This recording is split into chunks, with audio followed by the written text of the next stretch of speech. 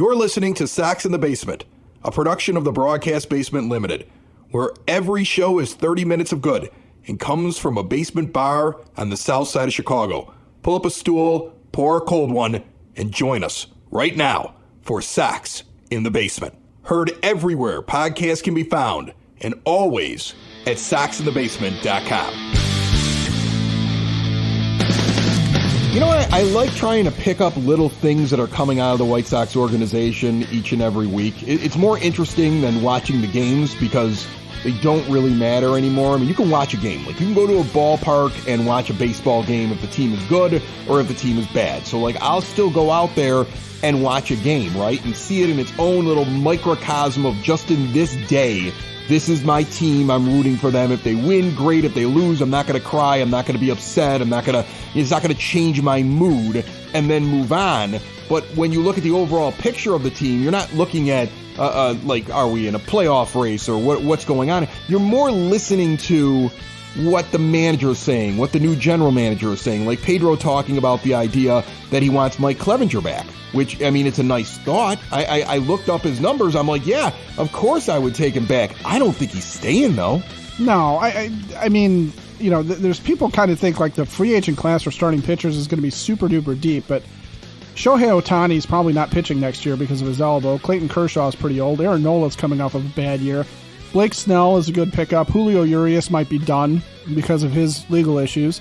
Lucas Giolito's probably fallen down. Sonny Gray. I mean, you've got some good names, but there's a lot of guys that you kind of sit there and you go, I don't know. You know, and so Clevenger could try the market very easily, but he could also look around and sit there and say, well, I'll take my $12 million and bank on me having another good season and maybe being able to pick up a multi-year deal. Or he could just walk out there right now and sit there and go, honestly, guys, I've shown that I'm completely healthy. I've shown that I'm basically back to my old, like, reliable form from when he was with the Guardians. And are you really going to take me, or are you going to take Rich Hill at age 58? Right. Because that's the thing. Like, as of this moment, as we're sitting here, he's pitched the same amount of innings as he pitched last year for the Padres. And his whip is basically the same thing. Walks and hits per innings pitched. His fielding independent pitching has dropped almost a full point. And his ERA is down from a 4.33 to a 3.61. He's got more strikeouts at this point. Walks per nine have stayed the same. His strikeouts per nine have gotten a little bit better.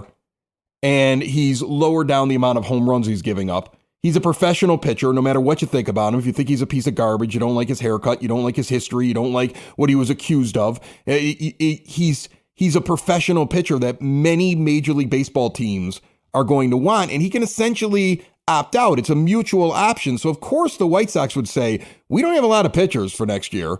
This guy's valuable. We'll pay him $12 million, and we'll bring him back. But he can sit there and say, well, no, I'm just going to take, I think it's 4 he gets, if I'm not mistaken, go out the door because I can get at least the other 8 and probably more and sign for more than just 1 year here because he doesn't want to play on a 1-year deal at the age of 33 coming off of this season. Because wins and losses don't really matter. He was on a bad team, but his metrics suggest that he is a viable piece to a rotation that pretty much any team in Major League Baseball would want. And somebody's going to knock on his door and give him more money. Right, yeah, you're going to have a team like the Rangers who have had some pitching woes coming out of this year that fell short, or some team that needs a 4th or 5th starter that is actually going to compete, or a team like the Mets that might just give him, $20 million over 5 years because that's what's pre-printed in the checkbooks, and you kind of go up from there for a pitcher. I mean, he's worth 3 wins above replacement this year. If he was on a good team, he probably does a lot better. In my mind, he's a guy that, yeah, sure, I'd love to have back. I know why Pedro wants him. But on the other hand, I look at what his options are, and I'm like, well, why would he, though? When we signed the deal with him, I remember saying that before I knew what was going to happen. I mean, we had an inkling. We had an inkling that it had been a bad offseason and this team could fall on its face. We said that, right? But a few times. But even back then when there was still hope and you didn't know how things were going to end up this year and the mess it was going to be and the fact you're going to have Getz now as your GM because Rick and Kenny are gone and everything that's going on and the giant gaping holes in your rotation, all of that. I remember saying this is really a 1-year deal. This is a 1-year deal because if he does well, why would he stick around for the second year? Because he can make more money and get more years at this stage in his career. And if he does poorly, you won't want to bring him back the next year. So it was always set up like a 1-year, $12 million deal. He really had to do mediocre. Like he had to find that nice little gray mushy area of he wasn't particularly good or particularly bad. He was just sort of there. Right. He just needed to be there. This episode of Sox in the Basement and every episode of Sox in the Basement brought to you proudly by Cork and Carry at the Park. 33rd and Princeton, shadow of the ballpark, your home base for White Sox pregame, postgame, and viewing parties. In reality, it's just a great place for me to bring the kids before the game, get them fed. The burgers are great. All the ballpark food is great, and it's at a great price. And we can be indoors, we can be outdoors. It's a friendly atmosphere. Make your experience more enhanced at Cork and Carry at the Park. James Fox from FutureSox is going to be on this program in just a little bit, and we're going to talk about the fact that they have joined the Broadcast Basement On Demand Radio Network, which is basically my network that broadcasts from this bar, although we have several podcasts now that don't actually broadcast from the bar and just want a little bit of support. You know, they've seen how we do things, and they're like, I would like to do it like that. And when James came to me and said, we're looking for a home, him and Mike Rankin, and they're like, we don't know where we are. They're like wayward spirits floating in the White Sox ether. Floating in the ether, yeah. Right. And I was like, well, you guys can come over here to this network because they cover all of the stuff happening in the minors. That's why we have them out all the time.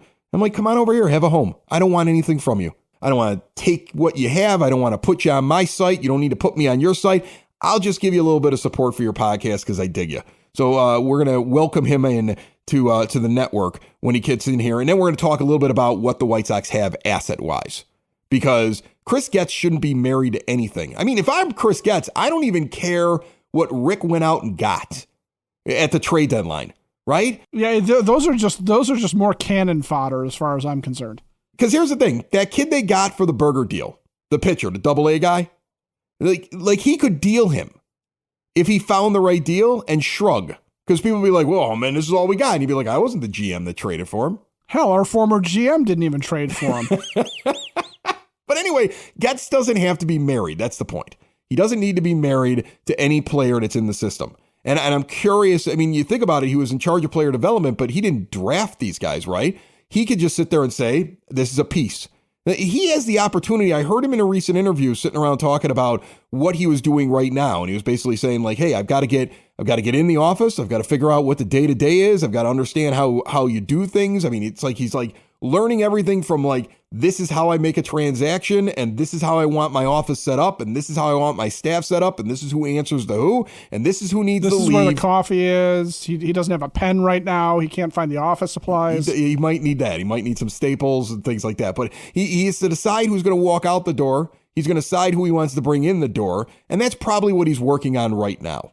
And then because he needs to hit the offseason ready to go because there's a lot of work to be done. Joining me on the phone line right now, our good friend James Fox from FutureSox. Love having James on to talk about what's going on in the minors. And now he is a part of the Broadcast Basement On Demand Radio Network as he and Mike Rankin bring FutureSox to the same network that has the 9-foot homemade oak bar. So we're going to pass each other at the water cooler, my friend. How are you? I'm great, man. Thanks for having me. Yeah, I mean, I kind of, feel like a quasi teammate anyway, as I've come on your show over the years. And it kind of got to the point where like I'd listen to something you guys would say or something would happen with the White Sox, and I just send you a text like, hey, I think I need to come on. And, you generally oblige and put me on either the Wednesday or Saturday show or whatever whatever you guys have decided to do recently. So yeah, no, I think this is it's a good move for us for sure. What I always love is that when I make a mistake, you tell me, but you don't do it publicly. You go, hey, Chris, you might have missed this. And I go, oh, I'm an idiot. And then I can correct it. Yeah. I can correct it in a nice way instead of you like calling me on Twitter. So you've always been great with that. You got great information. And I think you guys are just going to flourish. And we're just happy that you're working alongside of us now. And actually, I can hook you up now because you're part of the network. There's perks. So if you or Rankin need a new window or door, Window and Door Superstore of Oak Forest, you're done. You don't have to go anywhere else. The listeners don't have to go anywhere else. Exterior windows, doors, patio doors, storm doors, no high-pressure sales. They get you in the showroom. They don't go to your house. The owner's in the showroom. There's an owner on site when they're doing the job, including all of their own workers. They're not farming out the work. So if you and Rankin want to get new windows or doors and see full examples with some etchings in the windows or what the doorknobs are going to look like, you go to Window and Door Superstore of Oak Forest. They've been doing it the way they do it since the Bears won the Super Bowl last. That's a long time. All major brands custom made, no stock items, perfect fit. They're a half block east of 159th and Ridgeland at 6280 159th Street. See more at windowdooroakforest.com. Let's get into what's going on with Chris Getz's minor league system. FutureSox is the place to go for all of your minor league news and analysis, and these guys have been doing it so well for so many years. But I look at what he has down there, and the first thing I see is the top two names on pretty much every list, and that's Colson Montgomery and Noah Schultz. And neither one of those guys are going to be here in 24, right? So I think Colson Montgomery might. I don't know if he'll be there at the start, but Colson Montgomery had a big league invite to spring training this past year. And then obviously, he was down early, and then he, got hurt or whatever, and he missed some time, right? But, he finished the year in Double-A. He's doing well there. He's going to the Arizona Fall League. So, if he goes to the Arizona Fall League and he looks like one of the better prospects there, and that's a big-time prospect league, right? Then you go into the offseason with the uncertainty around Tim Anderson. I've said this on this show and others. If I had to bet on it, I don't think Tim Anderson's on next year's team. And look, that's only because of, the deteriorating control, right? I don't really see a path towards the White Sox being very good. So, I just think he moves this offseason.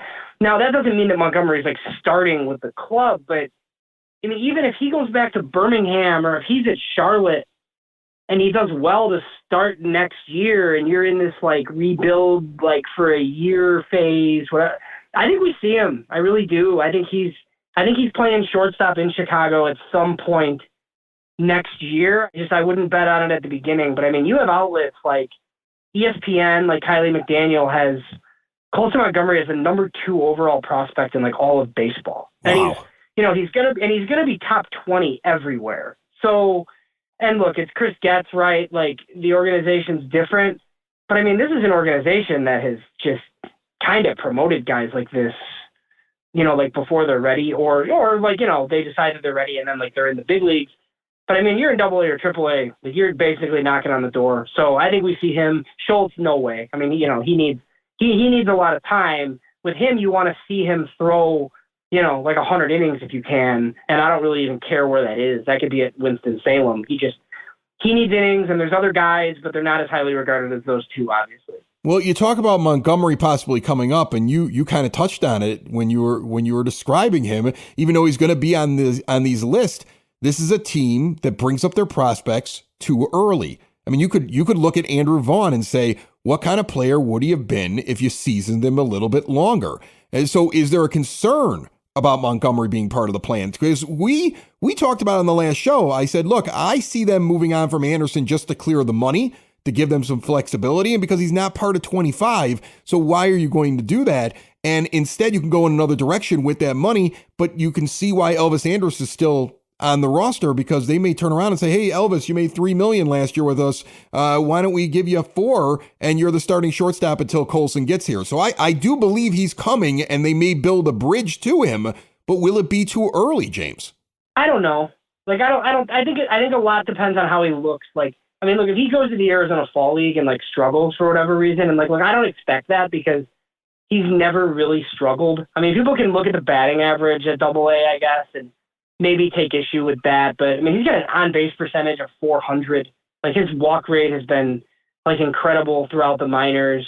He's shown power. He's gonna have more power. Everybody threw the Corey Seager comp on this kid, and honestly, that's kind of what it looks like at this point. You could have a superstar here, and you have a superstar in center field, right? So that's how you start stacking this thing up. And you got Edgar Caro at catcher in Double-A. He probably needs the full season just because, Anaheim, and I know you guys talked about this, but Anaheim hiked him up to Double-A as a 20-year-old, and he's been pretty good with the Sox, but I think he needs some more time. Brian Ramos is already on the 40-man roster. He's supposedly going to the Arizona Fall League as well. So I wouldn't be surprised if Ramos is a guy you could see early. And then, Sosa's kind of struggled and not been very good, and Jose Rodriguez is on the 40, and the Colas thing is weird. So those are the position players that are pretty close to the majors that should factor in at some point next year. But I mean, we can't really rule out any of these guys on the actual team getting moved other than Luis Robert. I mean, the team could look a lot different. I just don't see how you can like run this back with this team, obviously. And everybody kind of talks about pitching, and they need it. And I'm sure we're going to talk about it. But I mean, like, the offense is atrocious, man. Like that's the big, like, you can get pitching all you want, but if you can't hit it all, I mean, it's going to be more of the same. Like, he has a lot to fix. That's why the like winning in 24 fallacy is like insane to me. Well, he hasn't said that. That's what's interesting. When you listen to him, he's very measured in how he says it. Like, Han was like, we're going to compete in 24. And he's like, we're going to put together something in 24. We're going to continue to improve in the following years. Like, it almost seems like Getz gets that at least. And he's not going to sit there and boldly state we're going for it all in 24, because that would be a little insane when you look at all the problems with this roster. I do believe this is a team, though, that can reload quickly, have some fun in 2024. The fans can enjoy it, see the transition, and then we can maybe get excited as soon as 25 comes along if everything's done correctly. So let's talk about the pieces he has before we get to like pitching. Let's talk about the pieces he has, because if he's going to remake this thing, sure, he could try to move some of his major league pieces, but he's not going to be able to move Yoan Moncada's contract. So he's probably stuck with him. Eloy Jimenez is intriguing if whether or not he decides, you know what, that's a chunk of change. It's one of my top 5 or 6 contracts that I have, and I need to shake things up. He could do it that way at the major league level. But what also does he have at the minor league level? Because he shouldn't be married to anyone. He should be ready to move anyone if he thinks it makes his team better. What kind of assets does he have, James? Yeah, I mean, like something that Han and Kenny just didn't do. Like, they didn't make a lot of prospect for prospect trades, right? And there is like a surplus of pitching a little bit. Like, Noah Schultz is the only one that's probably an ace, right? And he's a little bit further away. But they do have like a bunch of guys in the upper minors where, you could turn around and trade 1 or 2 of those guys plus something else to get like a young right fielder that's blocked from another team or something, right? Like, there's nobody that I'm like, man, this is the guy that they should get ahead of the curve and like trade, right? But like, maybe it is Brian. Maybe somebody loves Brian Ramos and you trade him for like another guy with control. It's kind of like, I think what they thought they were doing with Berger, where it's like, okay, we're going to get this young lefty that we really like, and Eater's been pretty bad, but he was doing a whole bunch of mechanical stuff, and he's going to pitch in the Arizona Fall League as well. So look, like that one could still work out, right? Like, that one could still be fine, even though people hated it. I just think, like, for the first time, everything is on the table. Like, nothing is going to surprise me, I guess, other than like somebody taking on Yoan Moncada or something. You know what I mean? And look, this is off topic, but he's going to have a huge year next year because he has to get paid again. Like, that's the thing true. That I'm the most sure of. Is that Yoan Moncada will be awesome next year. That's happening. Yeah, he's going to have a big year. Well, you know what? I don't doubt that at all. The one thing that scares me, because we've seen it happen, is a lack of moves. Because that was the thing. They just when you expected them to do stuff last off season, and when you expect them to do things at the trade deadline before they did their sell-off, which is easy to do. It's really easy to call up somebody and say, I'm going to give you this player to help you go to the playoffs, and you give me a prospect. Like that seems like it's the easiest transaction to work out for any general manager in Major League Baseball. But there's been a lack of moves at times when we were waiting for them. It's hard, I think, for you to kind of tell me what kind of guy you think Chris Getz is, but do I have any reason to be worried there won't be any moves and that he's going to stand pat? I don't think so, because I think he has to know that this is like not going to work, right? And look, I think there's some guys, right? Like, they're not going to trade Luis Robert. Like, that would be stupid. And like, look, I'm not married to Andrew Vaughn, and I don't think you are either. No. But like, that's a guy that could play for you. So there's really no reason to move that guy unless he's part of something that brings you something good, right? Like, Vaughn can be on the team. That's like not really that big of a deal. And Benintendi's signed, right? But anybody else, like Eloy could get moved. I wouldn't be surprised at all. I kind of expect Cease to get moved, even though he hasn't been that good, So I think this is an off season where they really shake things up. They make some ads, but they're also like pretty young, like you've talked about. And I think you're right. I think if you do this correctly, by 25, we could expect to at least be, decent with like a puncher's chance and have it look good for 25, 26, 27, 28, right? But if you pull like Rick Hahn, Ken Williams off season from like 07 to 16, right, where you're just bringing in like 3 or 4 veterans that are declining, and you do this Salvador Perez thing and like whatever, like then I think, this is like your typical Jerry Reinsdorf operation and it's going to fail, right? So that's why I think like what happens over the next couple of months here is pretty important. And I think we're going to see a lot of these young guys and just see who should be here and who shouldn't be. And look, Getz ran the minor leagues, but I don't think he's going to be married to any of these guys. And he even brought it up. He mentioned it like in his opening press conference, and I think everybody was too angry to listen, where he said like, can we multiply, right? He made a comment like that. Like, can we trade one guy for 3 guys, right? Like, how many times can he do that and like improve his big league team? Like the Tigers did something this offseason, and I don't remember they traded their like left-handed reliever, right, that they didn't need because they were bad, to the Phillies. And they got 3 like big league, like bench type guys, right? But those are like 3 guys that helped that team this year. Like maybe we see like similar moves for the White Sox where you just like make the 40-man roster better instead of just like having these black holes all over it constantly. Sox in the Basement listeners, do the hard work. And if you're a hardworking man or woman on the South Side, you need to be outfitted properly. And that's why you should visit Red Wing Shoes in Evergreen Park, New Lenox, and Geneva. A work boots specialty store that carries sizes from 6 to 16 and feet as wide as 4E. A 115-year-old company that came out of Red Wing, Minnesota, and one of its largest stores in the entire Midwest is in Evergreen Park, Illinois, ever since 1976. When you're on your feet, the footwear is everything. So why not get an expert fitting? They warranty, repair, and offer free conditioning with laces. And they also carry Carhartt work clothing as well. Located at 3347 West 95th Street in Evergreen Park, Illinois, at 208 East Maple Street on Route 30 in New Lenox, or at 1749 South Randall Road in Geneva. Visit them today. You work hard. You've earned it. Red Wing Shoes. Nick Nastrini is a very interesting name to me, because I feel like that's the guy, if somebody sat there and said, Chris, right now, pick somebody that's in the minor leagues and a pitcher that could be in the rotation, I'd pick his name. Am I right? Am I wrong? Who am I missing as well? Yeah, I think you're right. Because, I mean, look, me and Mike have debated this with our guests on the FutureSox podcast.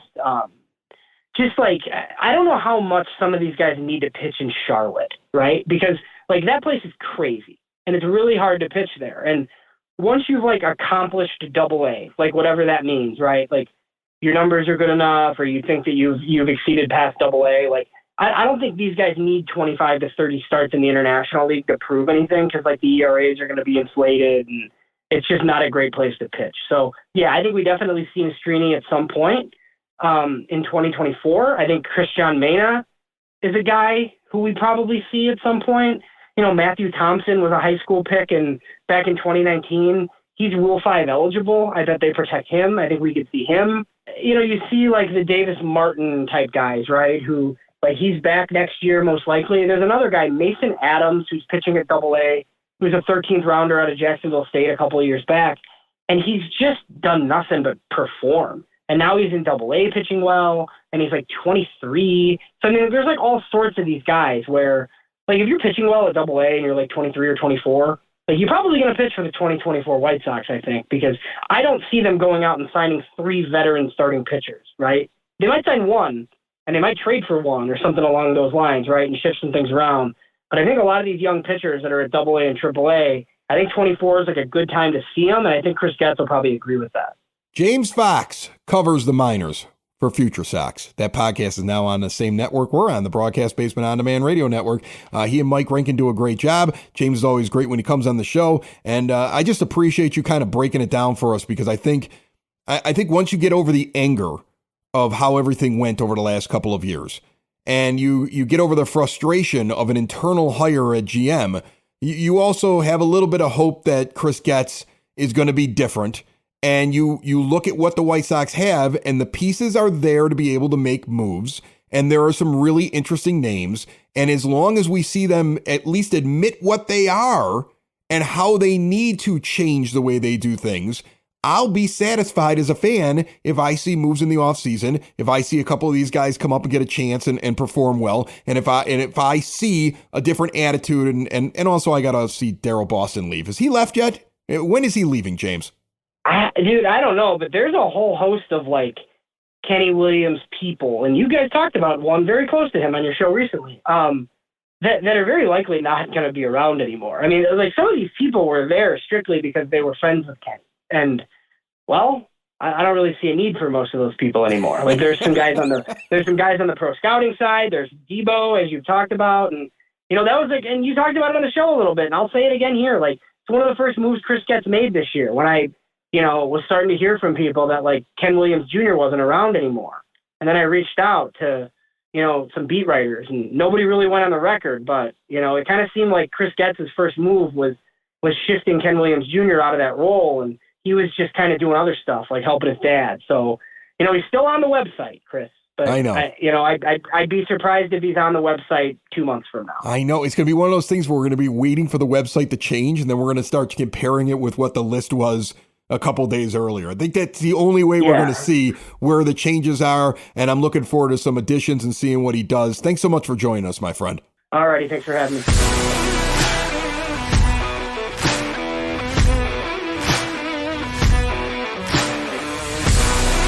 James Fox, who you just heard from, and every guest here on Sox in the Basement, brought to you proudly by the Village of Lamont. Want to experience a downtown with real history, great eats and drinks, and green spaces filled with adventure?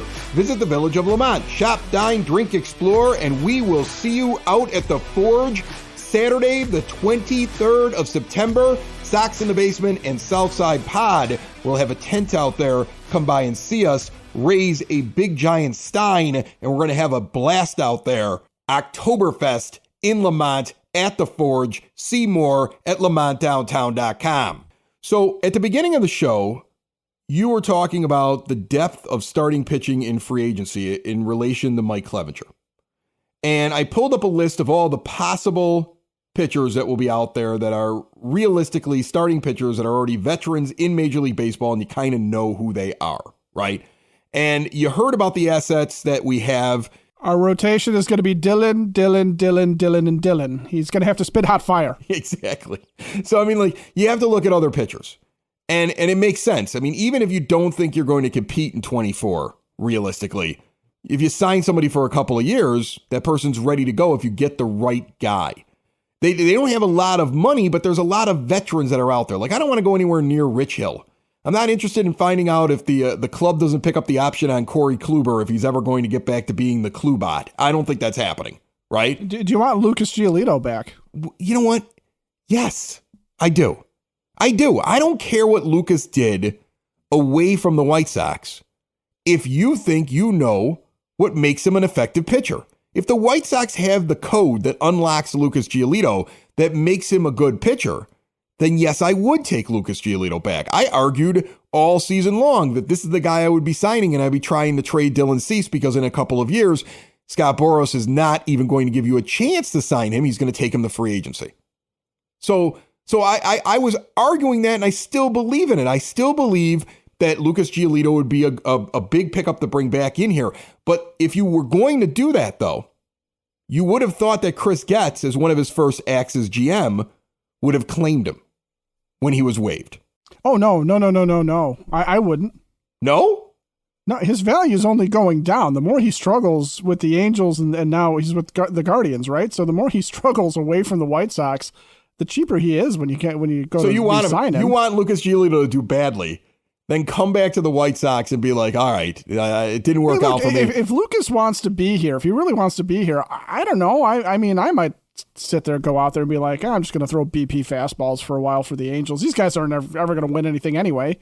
So, well, no, he needs to increase his value because he wants to make money, right? He wants to make money. Yeah. But you're saying as a White Sox fan, every Lucas Giolito loss is a good thing because maybe this team can afford him and he'll come back, give some sort of a discount, and not really be able to ask for the pie in the sky big money contract because of what happened. And then he knows that when he comes here, he just has something. Like Ethan Katz is like the Lucas Giolito whisperer. So he'll come back and it'll be for less money than what you assumed at the beginning of the year it was going to cost to have him. And it might not even be a long deal. It'll be within the Jerry Reinsdorf 3-4 year rule. And that's what you're hoping for. You're hoping for just terribleness out of Lucas Giolito, and that's why you don't want him back on the team, because we're the only team that can make him good. And then he gets back here, and we make him good, and it didn't cost us that much. Is that your evil scheme? Kind of, yeah. And I don't wish the guy ill by any stretch of the imagination. Sounds like you wish him ill. It sounds like you wish him to have a terrible year and not make as much money. My point is that as a Sox fan, if I want him back, if Chris Getz had claimed him off of waivers, brought him back, and he goes out and pitches really, really well down the stretch, now we're talking about him in terms of no one's going to be able to afford him. He might have struggled out in Anaheim, but then he came right back and he looked great on a terrible team. So, he's going to be able to get that money. I'm just saying that, I think that there's going to be a lot of bidding for his services regardless. I don't think my theory holds any sort of water whatsoever about Lucas Giolito's affordability. But I don't think it hurts the White Sox chances that he's struggling away from the team as much as if he had gone out and pitched really, really well for the Angels, or if he was pitching really, really well for the Guardians, or had come back to the Sox and pitched really well, that teams might have looked at it more like what happened with the Angels is an aberration versus maybe Ethan Katz is literally the only guy who knows how to coach this dude. The guy I find most interesting that's out there amongst starting pitchers is Luis Severino. He is interesting because he was so good and he had the injuries and the surgeries, right?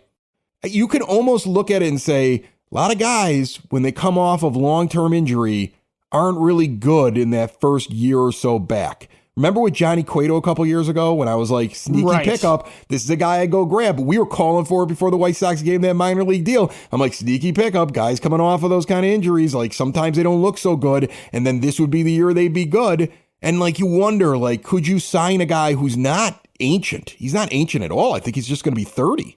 He's not ancient at all.